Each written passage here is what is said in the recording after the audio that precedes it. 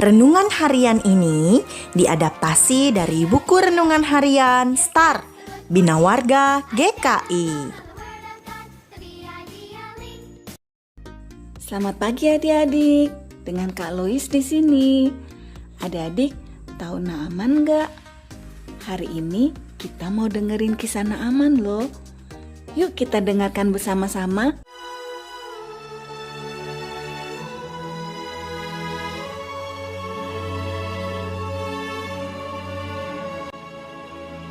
Naaman, Panglima Raja Aram, adalah seorang terpandang di hadapan tuannya dan sangat disayangi. Seorang pahlawan tentara, sebab oleh dia, Tuhan telah memberikan kemenangan kepada orang Aram. Tetapi orang itu sakit kusta. Seorang anak perempuan dari negeri Israel. Ia menjadi pelayan pada istri Naaman. Berkatalah gadis itu kepada nyonyanya, "Sekiranya tuanku menghadap nabi yang di Samaria itu, maka tentulah nabi itu akan menyembuhkan dia dari penyakitnya." Lalu pergilah Naaman memberitahukan kepada tuannya, katanya, "Begini-beginilah dikatakan oleh gadis yang dari negeri Israel itu."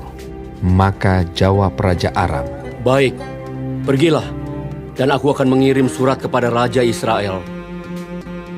Lalu pergilah Naaman dan membawa sebagai persembahan 10 talenta perak dan 6.000 shikal emas dan 10 potong pakaian.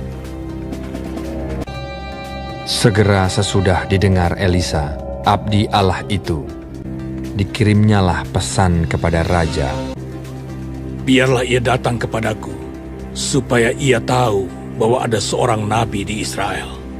Kemudian datanglah Naaman dengan kudanya dan keretanya, lalu berhenti di depan pintu rumah Elisa.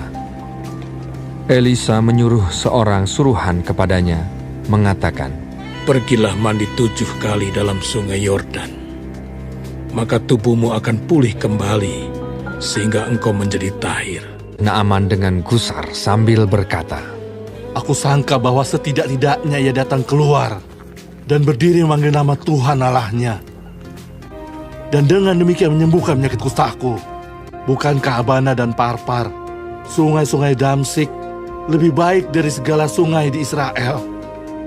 Tetapi pegawai-pegawainya datang mendekat serta berkata kepadanya, "Bapak, seandainya nabi itu menyuruh perkara yang sukar kepadamu, bukankah Bapak akan melakukannya? Apalagi sekarang, ia hanya berkata kepadamu, 'Mandilah, dan engkau akan menjadi tahir.'" Kemudian berpalinglah ia dan pergi dengan panas hati. Maka turunlah ia membenamkan dirinya 7 kali dalam sungai Yordan, sesuai dengan perkataan abdi Allah itu. Lalu pulihlah tubuhnya kembali seperti tubuh seorang anak dan ia menjadi tahir. Kemudian kembalilah ia dengan seluruh pasukannya kepada abdi Allah itu. Setelah sampai, tampillah ia ke depan Elisa dan berkata, Sekarang aku tahu bahwa di seluruh bumi tidak ada Allah kecuali di Israel. Karena itu, terimalah kiranya suatu pemberian dari hambamu ini.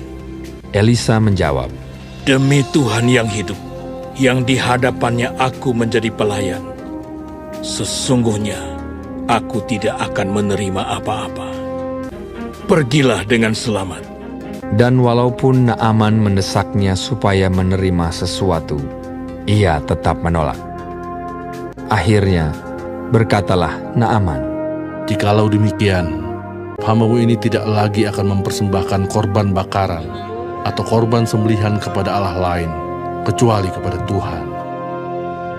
Nah adik-adik, Naaman sembuh bukan karena air sungai Yordan berkhasiat ataupun Nabi Elisa hebat, tetapi Tuhanlah yang berkuasa menyembuhkan Naaman. Adik-adik, kalau Lois mau tanya nih, kalau kalian sakit, terlebih dahulu kalian datang pada siapa? Betul, kepada Tuhan dengan cara berdoa ya. Tuhan sanggup menyembuhkan kita melalui berbagai cara, seturut kehendaknya. Bisa melalui dokter, obat-obatan, makanan yang kita makan, serta kasih sayang papa mama, dan lain sebagainya. Kak Louis percaya Tuhan adalah sumber kesembuhan kita. Yuk adik-adik kita berdoa. Bapa di surga, Tuhan adalah sumber kesembuhan kami. Kami mohon agar Tuhan mau menyembuhkan orang-orang yang saat ini dalam kondisi sakit. Dalam nama Tuhan Yesus, amin.